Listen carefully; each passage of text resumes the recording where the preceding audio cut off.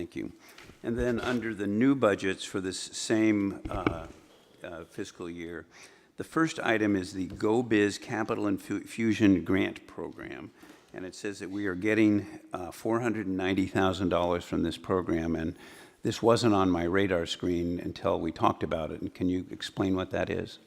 Yeah, this is a state grant that is to augment the SBDC program. So the SBDC, that's the Small Business Development Center that we have, and we are the regional service provider for the federal government related to the small business development grants. And this is a state grant that is helping us to augment the federal grant and is used as a cash match for that federal grant that we have underway. Okay. And then the next two items, and the only other two items under 2014-15 new budgets, have to do with the California Career Pathways Trust with regard to advanced manufacturing and engineering. And the total of these two is somewhere close to $5.3 million. And those are new budget items. And I actually knew the answer to this question because I was in Sacramento when we made our pitch to the Department of Education to get these total of $15.3 million in grant money. And yet when I saw that it was only 5.3, I thought, oh, is this being phased in? I then realized that actually we weren't going to get all of it because we have partners in LA Harbor and Pasadena Community College, the Long Beach Unified School District, and others. But tell us what this money is for and about it. Right, so that the first line item there, that's the California Career Pathways Trust. It's Advanced Manufacturing Engineering Technology. It's a linked learning consortium program, and that's for $4,879,067. We are the regional provider for this new consortium that is providing the clear pathways with industry, working with the local unified school districts. And so this is the first year of the grant. This is a multi-year grant, and that's the amount of money that is coming to this region. So we will be the ones working with the other entities within our region to provide subcontracts and sub-grant agreements to those entities based upon their grant agreements that they have. The second one is our local portion. So that's $429,336. So that's how much money is coming directly to Long Beach City College for our efforts in working with Long Beach Unified to develop those pathways which begin in high school. Yeah. And just so people understand this, because it's not only a lot of money, but it's a competitive grant. We were up against dozens of others who wanted this money. We got the largest grant in the state, probably, I think it was larger than any grant we had previously received as the organizer of this group. And I was actually in Sacramento when we were interviewed by the Department of Education team that was going to award these grants. These came out of Darrell Steinberg money from last year when they visited, 2 years ago when they visited Long Beach City College and Long Beach Unified School District to see how we did things, because they thought that was the best model for the state, and then went back and authorized all these monies to come. And I will tell you that my role in this was to be what I called eye candy, meaning I didn't speak. I was just showing people that the highest level of support, meaning from the Board of Trustees, went along with the people that were up there getting this grant. But the group that did the interviews were absolutely deferential to Long Beach City College, because we've been the leaders for years in this area. And the fact that we got this $15.3 million grant as the leader of this effort was really amazing. And it's great to see that we're finally getting the monies that we can use for our programs. Thanks. Chair recognizes Trustee Baxter. No, I have nothing more to add. There is a motion, a second. Other members of the board at this time? Chair recognizes Trustee Archuleta. As I see here for the EOPS, the Extended Opportunity Program and the CARE program, will we see similar adjustments for the additional categorical programs like DSP as they receive their actual budget allocations? Will we see similar adjustments coming forward? I know this is probably based on the actual budget allocation received from the state? Is Yes. that why the adjustment? Yeah, as soon as the Chancellor's Office gives us the final allocations, we do look at the budget and then we adjust it accordingly. Thank you. Members of the board? Hearing none. Yes. I want Now to, this is trustee Baxter. I want to go on record, and this follows in with what we're talking about with transparency. But the Long Beach City College Foundation receives an administrative fee to administer the Goldman Sachs award. For the last 3 years, we've received $22,000, and last fiscal year, $31,000. So any grant that has to do, or any appropriation that has to do with the Goldman Sachs grant, I will remove myself. All right, very good. Other members? Madam Secretary, if you please call the roll on item 6.4, please. President Kellogg. Aye. Vice President Otto. Aye. Member Archuleta. Aye. Member Baxter. Aye. Member Zia. Aye. Item 12.5, this is the item on purchase orders, approvals, ratification. Can I entertain a motion to approve item 12.5? So we have discussion. Motion by trustee Otto. Second. Second by trustee Baxter. Questions, comments? Chair recognizes trustee Zia.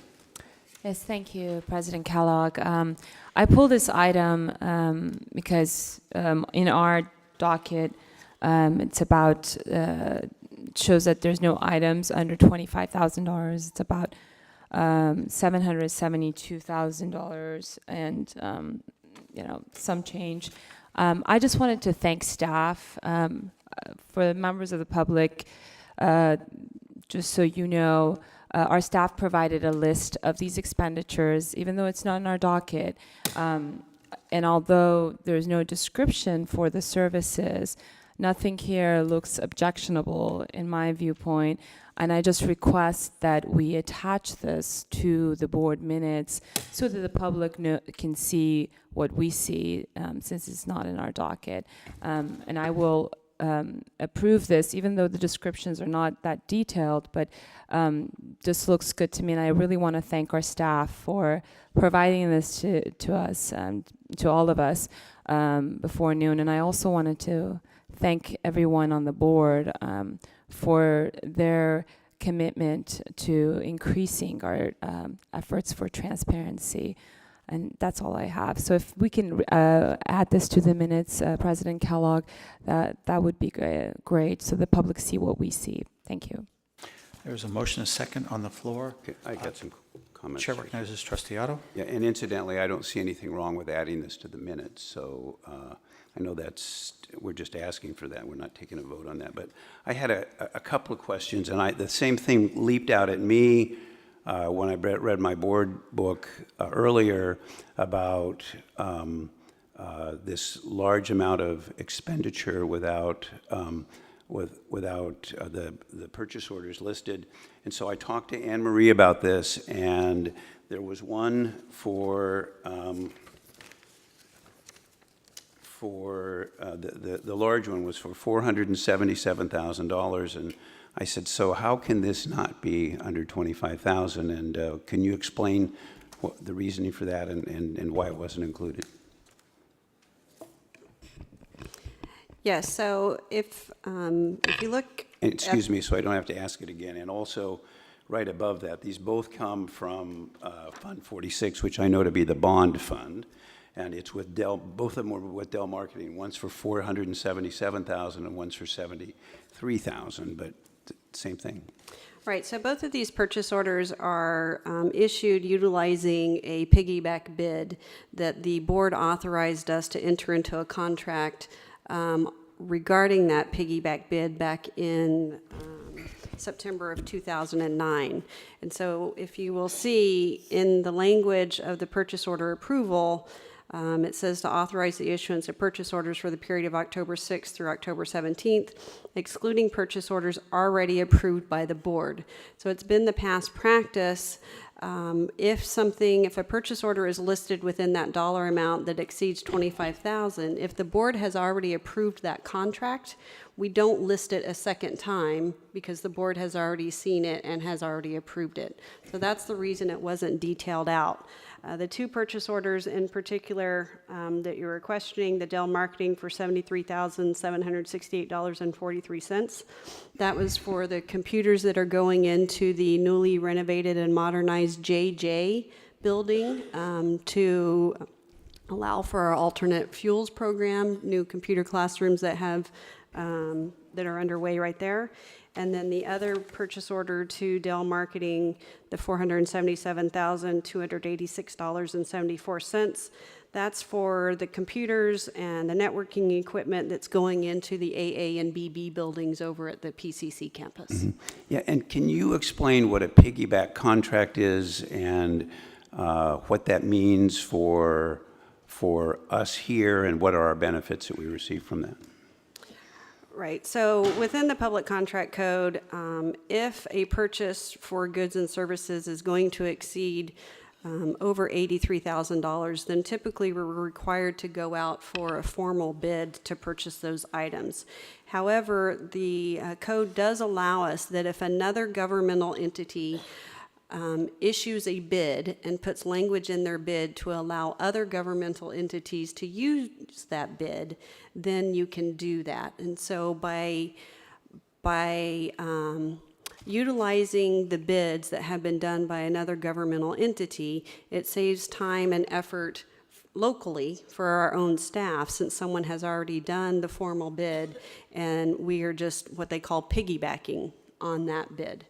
And not to mention the fact that the other entity might be in a better bargaining position than us. And so I happen to know for these Dell computers, the driver in this was the LA Unified School District. And so their bargaining power is much, much greater than Long Beach City College. Is that what we piggybacked off of? That is typically the case. This particular instance, it was the Western States Contracting Alliance, and so it's even bigger than LA Unified. Wow. It's the Western States Alliance, so they do have a much better bargaining power than we would locally. I don't expect you to know it off the top of your head, but what do you think our discount was if we were able to piggyback or hitchhike on them? You know, we're getting very good desktop computers for right around $1,000. I think if you were to go out yourself, it's going to be, you know, $1,500, $2,000. So it's a pretty substantial discount. Okay. And I have a question. Sure. Colin. Trustee Otto, are you done at this time? no, I had two other very quick questions. There were two consultants, Ruffin Holdings and Christine Chiang Schulteis, that got reasonable amounts of money. They're consultants for the program that Trustee Baxter mentioned, I think, Goldman Sachs. Is that right? Yes, well, actually, Ruffin Holdings, that's one of our emergency services purchase order. I believe what you're referring to is the Reef Media. Right, you're right. Inc. And so, yes, those are consultants that are utilized by the 10,000 Small Businesses program. And then lastly, the Foundation for California Community Colleges, there's a almost $20,000 purchase order that was issued. I understand that's for what's called fusion fees. Yes. What's that? So Fusion is the software system that was developed on behalf of the California Community Colleges for our capital outlay and space inventory reporting. The Chancellor's Office requires that every community college district enter their capital outlay program plans, their 5-year scheduled maintenance plans, as well as their space inventory into this Fusion software. And every one of the 72 districts within the state are charged an annual maintenance fee for that particular program. So this is our district's share of the Fusion licensing fee. Okay, thank you. No further questions. All right, thank you. Chair recognizes Trustee Baxter. Yes, thank you. My question, Anne Marie, is over the past several board meetings, we've had large sums of money that came in under the $25,000. How many in each of those meetings were that big $400,000 contract? Were most of them, because, I mean, when you listen to all this money under $25,000, it really isn't that much if you take out the 400,000, things like that? You know, not knowing the detail of each of the board items, I wouldn't be able to answer that. You know, anytime we do have a big order for one of the new buildings, it would definitely be in there, because it is something that the board's already approved. Okay, thank you. All right, other questions, members of the board? What I'd like to do, and I think it would be appropriate, I know that President Oakley had in his report later, and it seems because we had public comments on it and then this discussion on it as well, President Oakley, we had discussed about probably explaining just briefly for the public as well as everyone else, just what we do as far as our policies and procedures and reporting and our fiscal responsibility as trustees. So is this an appropriate time probably to do it while we have everyone's attention? I was prepared to do it under my report, so I'm happy to do it now if it's the pleasure of the board. We'll do it now. Is probably better timing right now. Okay, Myra, can you fire it up just so that the public doesn't think I just put together a PowerPoint in the last 5 seconds? I did have a short presentation as part of my report regarding some of the questions that have come up over the last couple of meetings, and I think folks like Larry Bolin have brought up some of these issues. So I think this is a great time to talk about what the college district is in fact doing and how it's moving forward. Before I begin my comments, I do want to recognize somebody in the audience. One of my favorite former senators, Betty Carnett, is here. Welcome, Betty. Good to see you.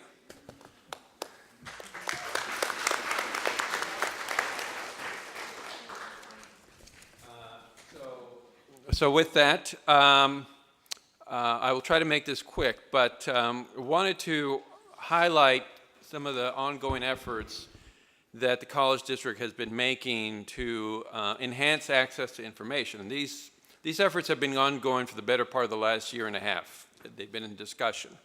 And I know that they've come up recently in conversations, and because at board meetings, unless they're agendized, we don't have the opportunity to really get into them.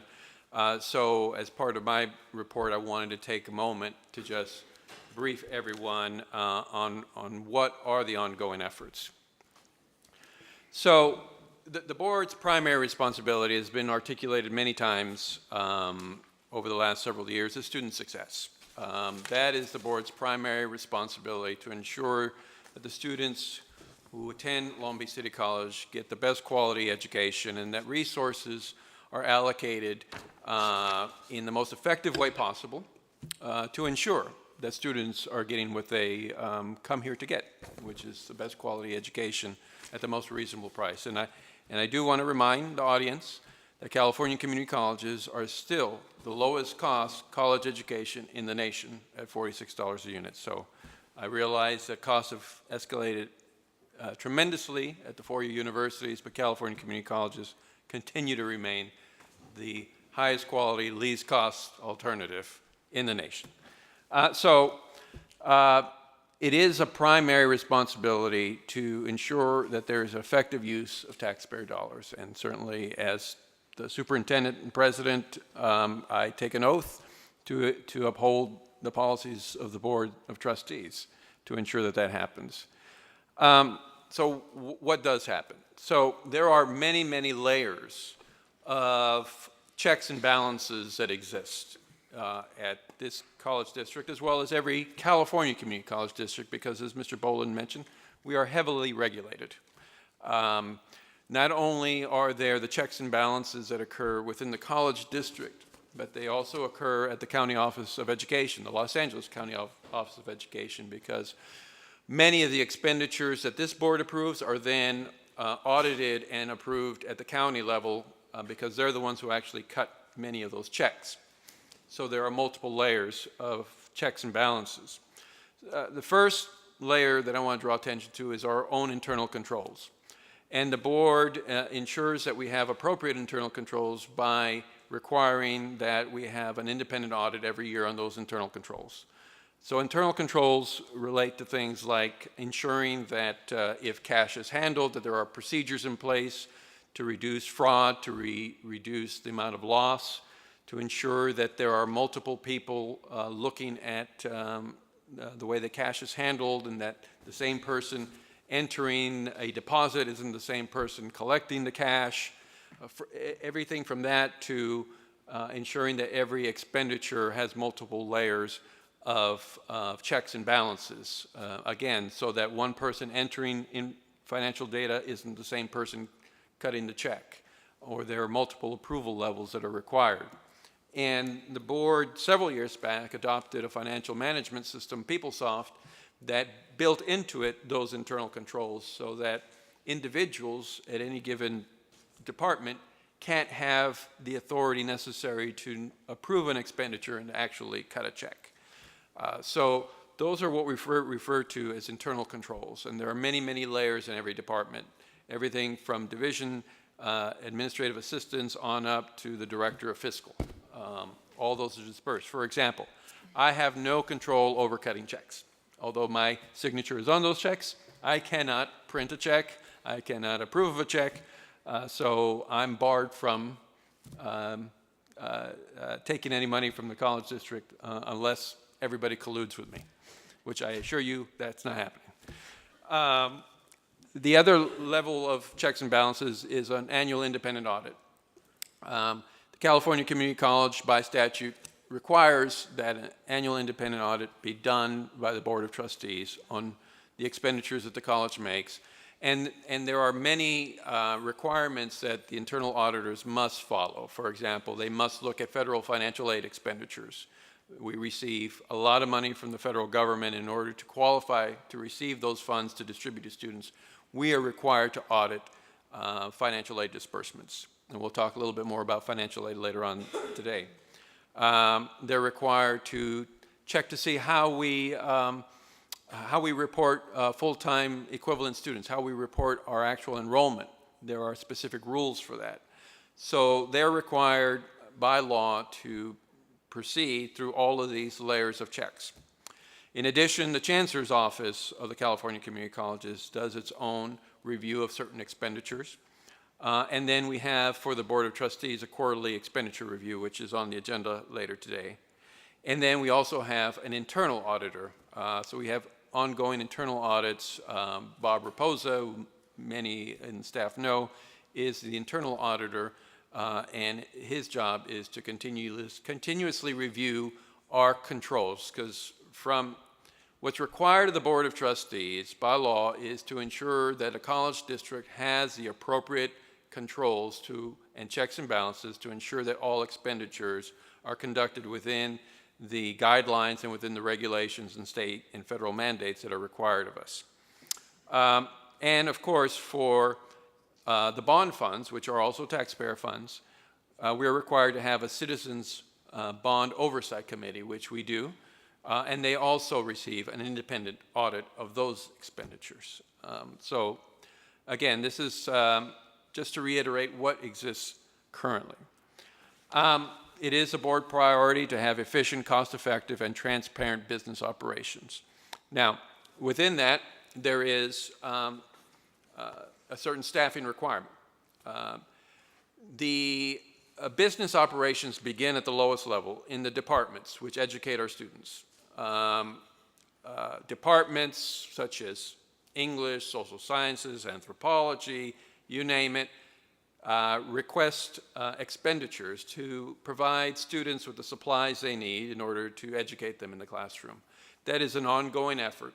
And so we've tried to set up operations so that we don't, and that the board doesn't slow that process down, so that faculty can have the equipment they need when they need it in the classroom. And if you can imagine, there are literally thousands of expenditures going on at beginning of any semester or throughout the entire academic year. So the question becomes, how do we balance those huge numbers of expenditures with the need to have the kind of cost-effective and transparent business operations? And I think that's what much of the debate has been so far. Our board agendas reflect those business operations and reflect the information that's fed up through all of these processes. So although we have discussed changing some of these operations, we just have to step back and realize what that means. That means retraining division secretaries. That means retraining departments on how they enter data into the financial software system. And what I'm not saying is that we're not open to that. What I am saying is that that takes a little bit of time and effort, and it may mean increasing staffing, it may mean making changes to the software, which are all doable, but I just wanted to make it clear that it isn't that staff is not open to these changes, is that we haven't had an opportunity to have an open discussion about what those changes may mean. So what is happening going forward? So we are converting to a paperless electronic board agenda management system.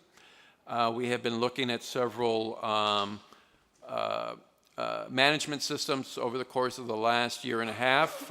We have chosen a vendor. As a matter of fact, after the meeting today, we will begin the process of giving the board members their devices so that they can begin getting trained on the electronic board agenda management system. What this will do is make it easier to access board agendas, not only by board members, but by members of the public. So over time, we will have the ability to post electronically board agendas and the backup documents that are associated with those board agendas. So in the future, someone can go to the website and click on the agenda. They don't have to come to the office, request it, or wait for the board meeting to actually view the agenda.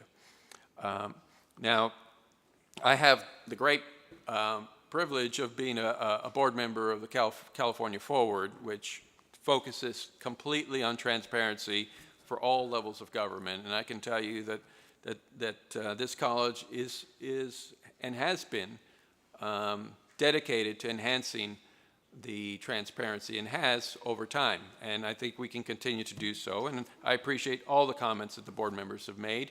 And we are taking that information and trying to incorporate it into the way forward. But again, the president and the vice presidents don't generate this data. This data is generated by administrative assistants at the lowest level, making the purchases that are all under $25,000. So it's going to take time to ensure we have the appropriate staffing, that department chairs have the appropriate staffing, and that we have the appropriate software so that all this information can be uploaded in a way that it's easier to access. But we're committed to that. We also want to make sure that we make more efficient use of staff time. As everyone here knows who has attended a board meeting in the last 4 years, we have made many staff cuts. And this particular issue hits the classified staff the hardest. So we're going to ensure that we have the appropriate staffing as we consider implementing some of these enhancements. And of course, we all want to be more environmentally sustainable.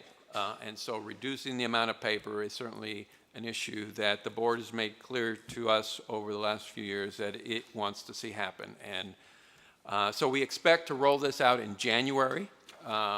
Again, because it will be a new system, it'll take some time to adjust.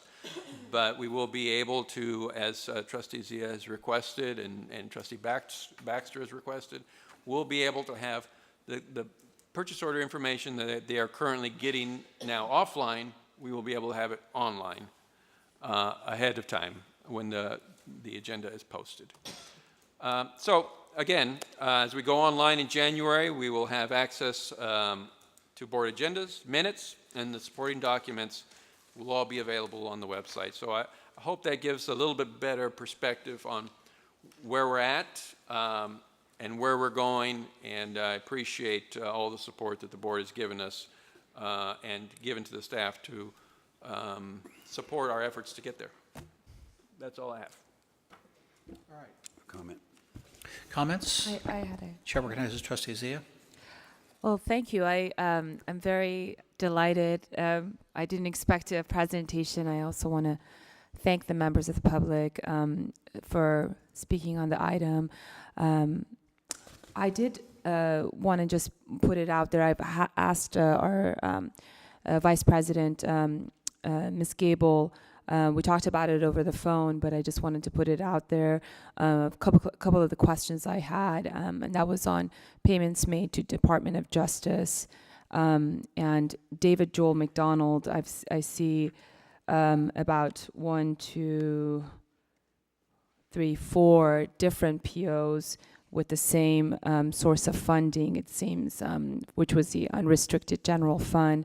You know, and I have to say, I really appreciate you guys, your willingness to work on this. This is my training. I'm an auditor. This is what I live and breathe for on a day-to-day basis. So I really appreciate your patience. And if you could just speak to that, since we discussed it over the phone, so that the public is aware, I'd appreciate that, Anne Marie.